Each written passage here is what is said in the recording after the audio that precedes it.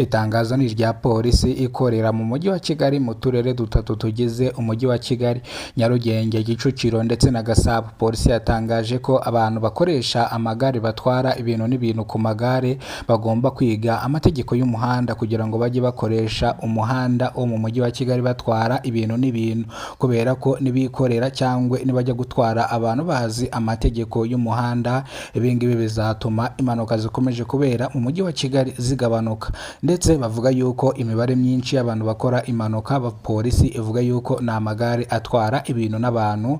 Bivuga yuko rero ibingibi ari byo bintu bikunze gukora impanuka hano mu mujyi wa Kigali. Akenshi bavuga yuko amagare hamwe na moto, iyo turebye mu mibare y'abantu bakomerekejwe n'impanuka zo mu muhanda, imibare myinshi dusanga ari abamotari ndetse n'amagare ariyo akomeretsa abantu benshi hano mu mujyi wa Kigali. Bityo rero polisi yavuze yuko amagare cyangwa abatwara amagare bakagombye kwiga amategeko y'umuhanda. Iyi sisitemu iratangira vuba, abantu batwara ibintu n'ibintu ku magare bige amategeko y'umuhanda.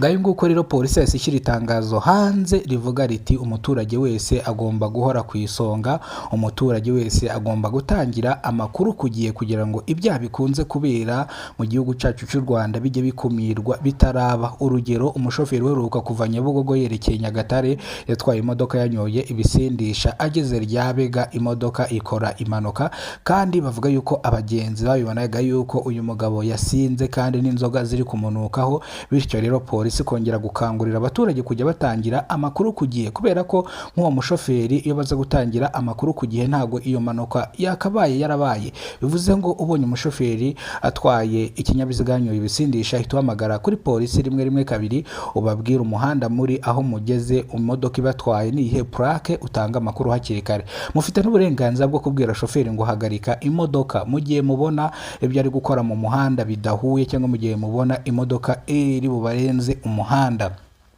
Mukwiriye rero gutanga amakuru hakiri kare. Polisi yongera kuvuga yuko impanuka zikunze no kuba hano mu mujyi wa Kigali akenshi na kenshi abaturage baba bafitemo uruhare, bitewe n'ukuntu abamotari bagenda bakatakata mu makamyo, ugasanga nkamwe nk'abagenzi batwaye mwemereye motari akunyujije hagati y'ikamyo. Bivuga yuko rero namwe mugira uruhare mwazino mpanuka. Rero mwirinde impanuka mukora ibi bikurikira: gutega umushoferi cyangwa umushoferi ubatwaye, gucekinga nimba atanyoye ibisindisha cyangwa imodoka atwaye ayizi.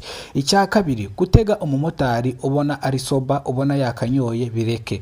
Gutega umumotari akakwinjiza mu makamyo, muhagarike umubwire ati genda gacya ntago ndi kwirukanka.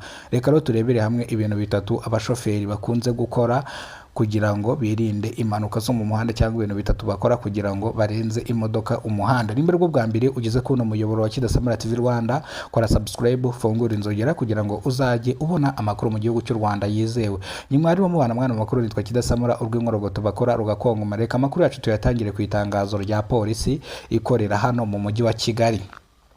Polisi ikorera hano mu mujyi wa Kigali yavuze ko abantu batwara ibintu n'abantu ku magare bagomba kwiga amategeko y'umuhanda kugira ngo birinde impanuka zikunze kubera mu mujyi wa Kigali, kubera ko imibare myinshi y'abantu bakora impanuka mu muhanda ni iy'abanyonzi ndetse n'abamotari. Bivuga yuko rero abanyonzi bakagombye kwiga amategeko y'umuhanda kugira ngo bakoreshe umuhanda nta rwikekwe, cyangwa bakoreshe umuhanda bazi amategeko y'umuhanda. Kuko abenshi umuntu afata igare akahita abyuka ngo agiye kunyonga, umuntu afata igare akahita avuga ati ngiye gupakira imizigo atazi amategeko y'umuhanda. Ibi ngibi rero bigatuma imodoka zigonga bano banyonzi bitewe n'uko baziri imbere cyangwa bazitambitse imbere, ugasanga nk'imodoka igonze umuntu. Imodoka iherutse gukora impanuka hano ku Ruyenzi, iyi modoka iri mu bwoko bwa hoho, murabizi ko iyi modoka yahitanye abantu benshi, iyi modoka ibinyabiziga byinshi yarabihitanye. Rero iyi modoka, iyi mpanuka yatewe n'iki?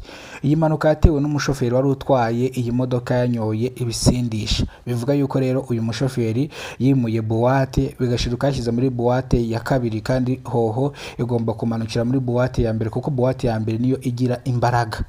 Ayo makuru twayahawe no bari bari kumwe wiyita Umutandi Boy, avuga yuko yimuye buwate agira ngo ashyize muri buwate ya mbere, kumbe yishyire muri buwate ya kabiri, akandagira imodoka afashe feri biranga.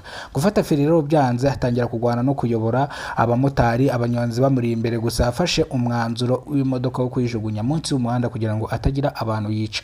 Reka amakuru yacu rero tuyasubikire hano, amakuru nakagaruka. Njye mwarimo mubana, nitwa Kidasamura, urw'inkuru tubakora rugakongo.